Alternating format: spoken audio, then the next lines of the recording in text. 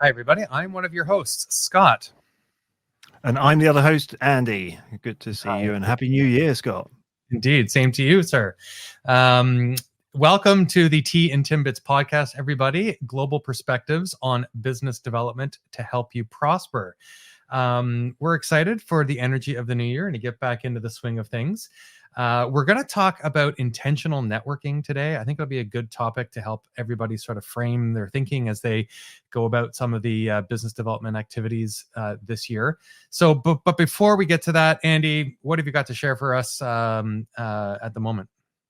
Yeah, that's right. So thank you for the introduction there, Scott, and for asking the question. It has been challenging to find any client stories, of course, during this Christmas, New Year period.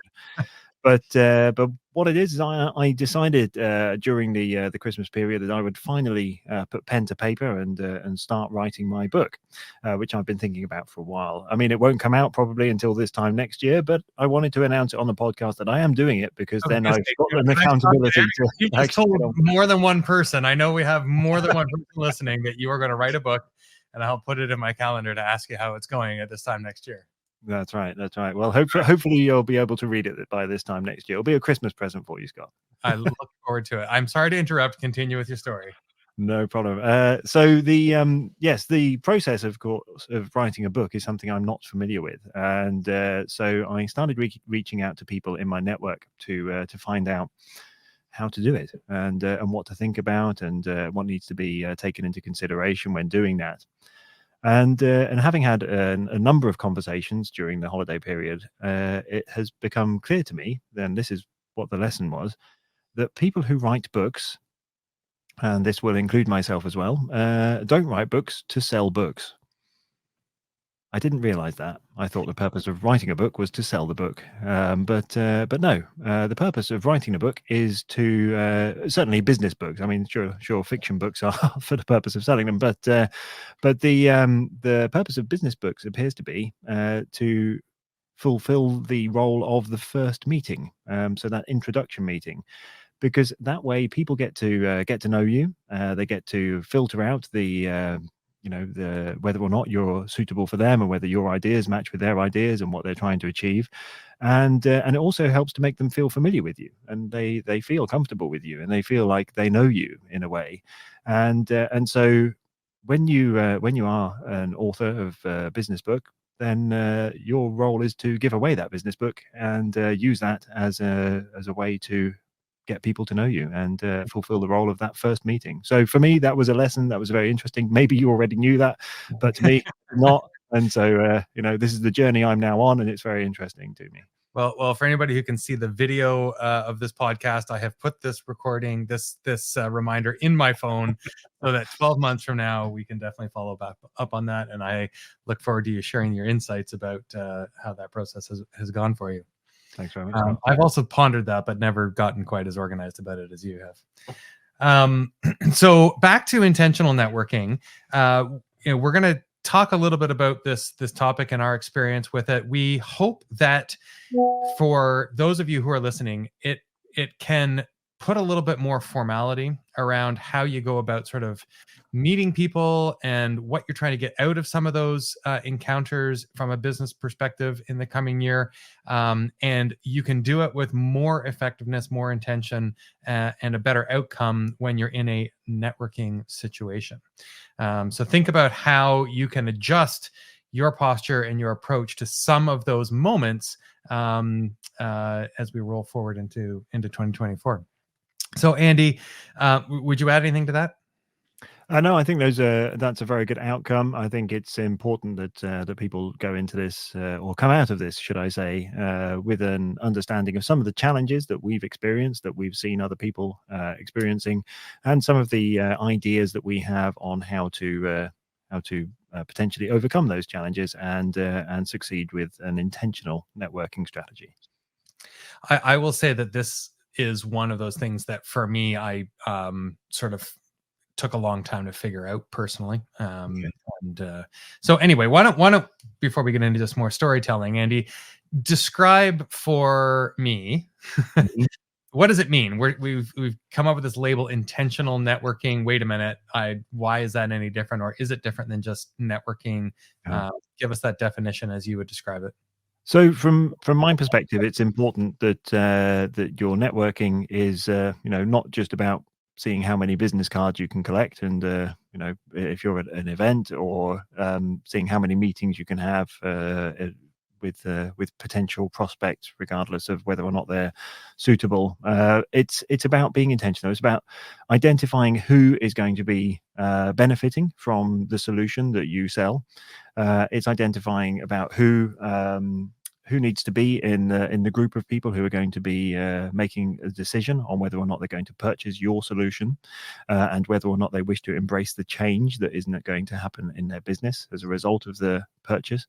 It's about defining the group of people who are going to be affected by the change and the decision to purchase your solution or product. And it's about making sure that you have that as broad and as wide as possible, so that if any of the people leave from those groups of people, that you are then still able to continue that process and move things forward in the right direction, in the right way, with the right people. That's interesting, because I think I would have defined it a little bit differently. So from your perspective, it's just more about being intentional about not just who you're about to interact with, but sort of how to enable them and the whole situation around that encounter and that conversation, the other people that sort of are ancillary to the conversation, and how you need to support sort of the extension of the conversation that you're having. That's right.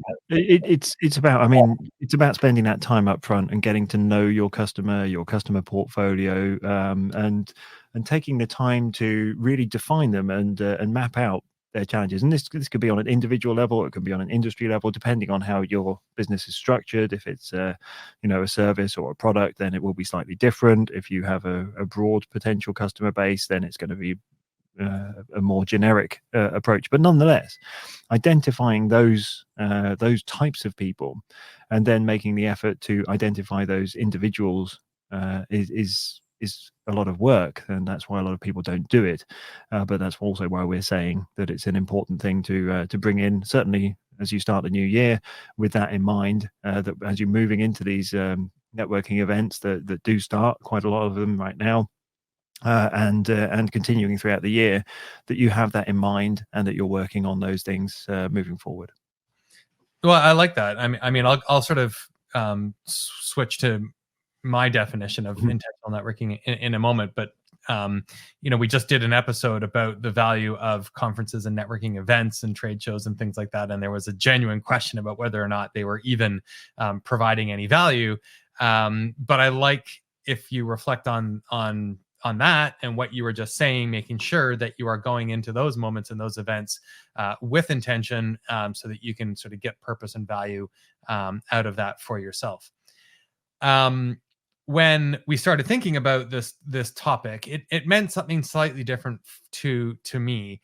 I feel that in the past, I have networked in a way that just meant that I was trying to have lunch with as many people in my network as possible, and make sure that they were enjoying sort of my company, or I was giving them a treat, and being hospitable to the best of my abilities. But I think intentional networking means that you still can do that, and that it is okay to layer in a certain formality and structure into those moments, that you can still build relationships, have fun, swing a golf club, have a drink, and that can be a networking activity.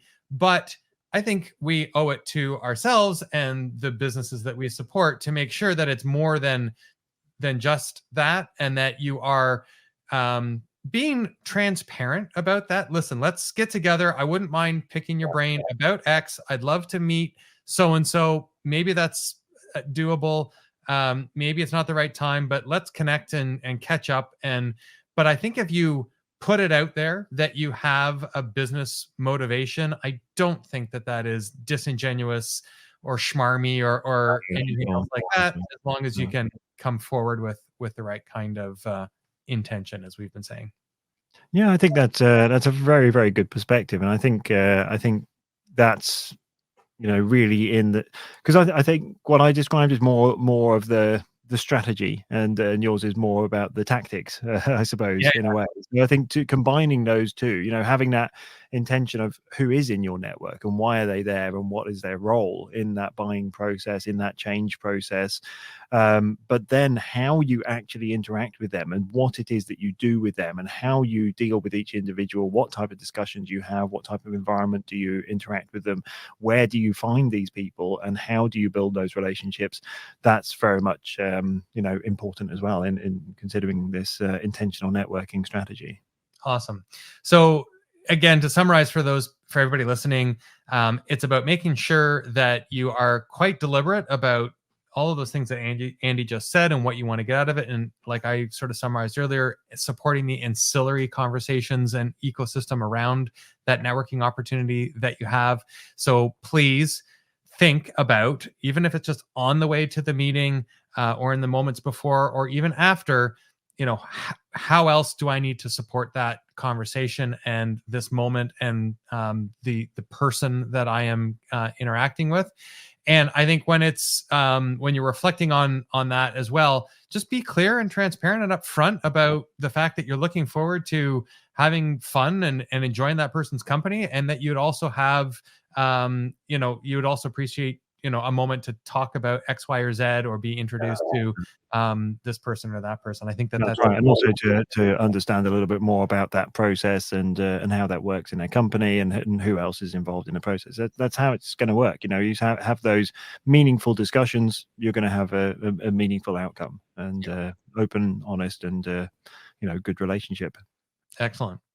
Thanks, everybody. If you want to get in touch with us, you can find us at tandtimbits.com. All of the episodes, our LinkedIn profiles, contact form, you name it.